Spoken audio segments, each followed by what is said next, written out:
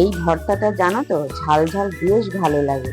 এবার ঝাল ঝাল বলতে এতটাই ঝাল হয়েছে আর বলার কিছু নেই। তাহলে চলো দেখে নাও এটা কিসের ভর্তা।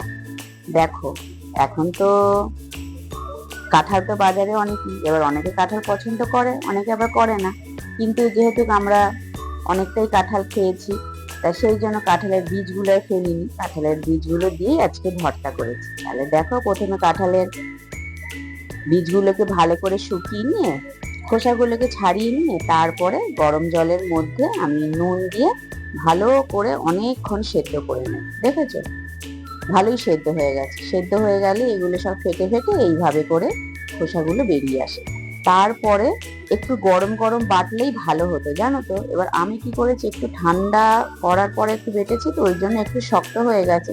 তা কোনো অসুবিধা নেই, ভালো করে শিলের মধ্যে খুব সুন্দর করে আগে বেটে রেখে দিয়েছি।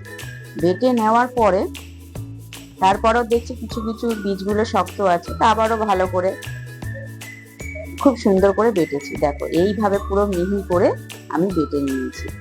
তা যাই হোক, আমি এটা পুরোটাই শুকনো শুকনো করব, ওই জন্য এরপরে আমি কড়াইটা গরম করে নিয়ে 4টে কাঁচা লঙ্কা, 4টে শুকনো লঙ্কা, বেশ কয়েকটা রসুন কোয়া আর অল্প কালো জিরা দিয়ে ভালো করে এরকম শুকনো ভেজে নেব। ঠিক আছে, খুব শুকনো করে ভেজে নিয়েছি। শুকনো করে ভেজে নেওয়ার পরে তারপরে শিলের মধ্যে ওই লঙ্কা, রসুন আর কালো জিরাটা শুকনো করে আমি বেটে নেব। জানি আমি বাটছিলাম একটু হাত জ্বালা করবে, কিন্তু এইটা পুরোটাই আমি শিলনোড়ায় করেছি।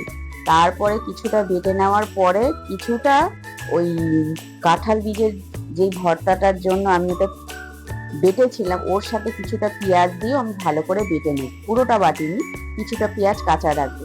বেটে নিয়ে তারপরে সব কিছুর মধ্যে আবারও কিছু কাঁচা পেঁয়াজ, অল্প নুন আর বেশি করে সর্ষের তেল দিয়ে আমি শিলের মধ্যেই ভালো করে মেখে নেবো। দেখেছো, মানে এটা আর কিন্তু তেলে দেবো না, এটা এরকম শুকনো শুকনো। তোমরা তেলে চাইলেও করতে পারো, কিন্তু একবার অবশ্যই তোমরা এই শুকনো কাঁঠাল বীজের ভর্তাটা করে খেয়ে দেখো, এত অসাধারণ হয়। বেটে নেওয়ার পরে মা বলল, তুই অল্প একটু ভাত নিয়ে এই পাতাটার মধ্যেও একটু মেখে নে। এটা মাই বললো, সত্যি অসাধারণ হয়েছে। তা তোমরা কিন্তু দেরি করো না, একবার অবশ্যই এইভাবে করে খেয়ে জানিও কেমন হয়েছে। ঠিক